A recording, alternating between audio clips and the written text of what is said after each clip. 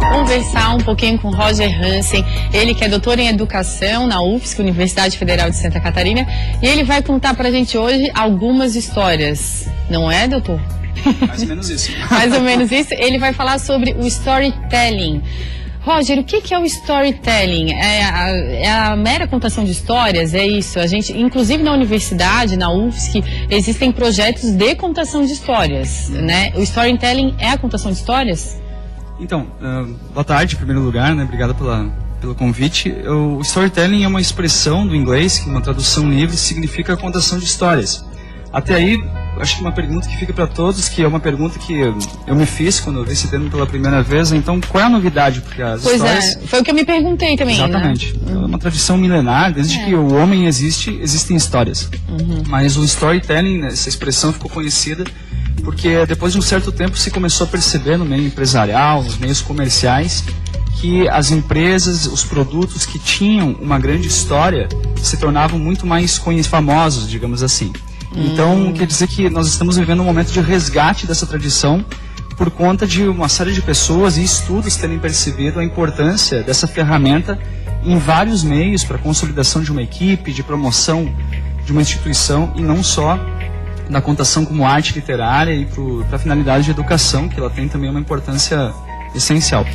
Quando eu penso na contação de histórias, eu penso mais realmente por esse lado que você falou na área da educação, com crianças principalmente, né? Exato. O seu trabalho, ele é específico para negócios, você falou também, né, agora, que a contação de histórias está sendo usada no meio empresarial, né? Claro. Mas você trabalha com crianças, qual a sua área específica? Sim, eu sou pesquisador na área de educação, a educação é minha área de trabalho, e eu tenho desenvolvido agora o curso que nós vamos lançar no mês que vem, em setembro, pela Aegis, é o curso Storytelling para Educação Infantil. Bacana. Então ele tem essa aplicabilidade, mas já temos aí previsto para o ano que vem o uso dessa ferramenta no meio dos negócios e tudo mais, que vai fazer um outro tipo de abordagem, também é interessante para outros tipos de profissionais. Que tipo de abordagem? Para a gente ter uma ideia, para a gente ter uma noção como utilizar, né, a contação de histórias no mundo dos negócios. Né? Claro, então a gente pode inspirar de muitas maneiras, né? Por exemplo, uma vez existia um jovem que ele queria ser desenhista.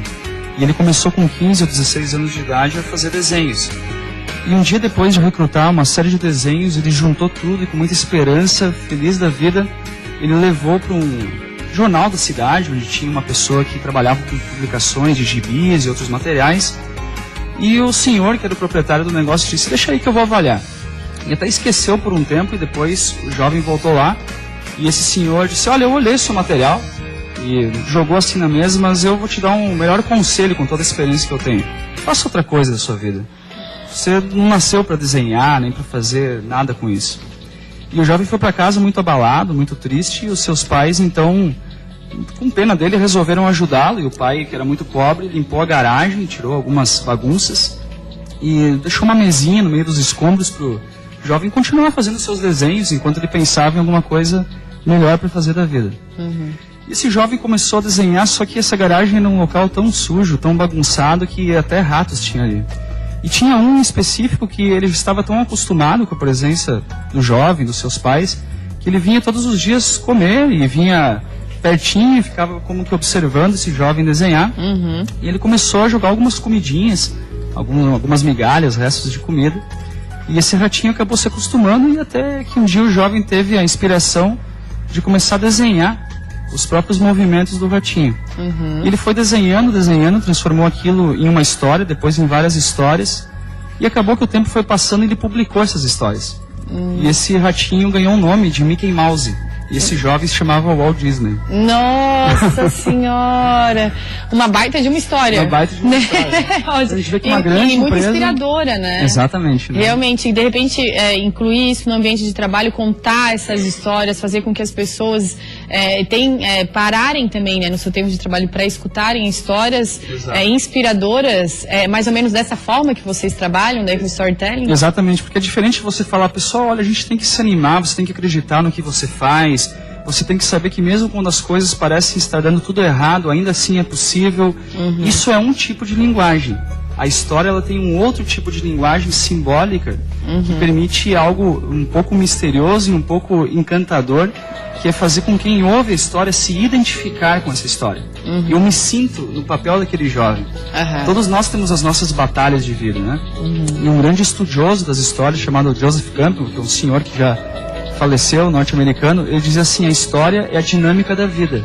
Uma boa história, ela fala sobre a vida de cada um de nós. Muito bacana, Roger. Somos todos feitos de histórias, né? Exatamente. Se a gente não prestar atenção na nossa própria história e querer construir coisas que no futuro a gente consiga ler, né? O que a gente fez no passado com orgulho, né? A gente tem que ter essa consciência, né? Eu adorei.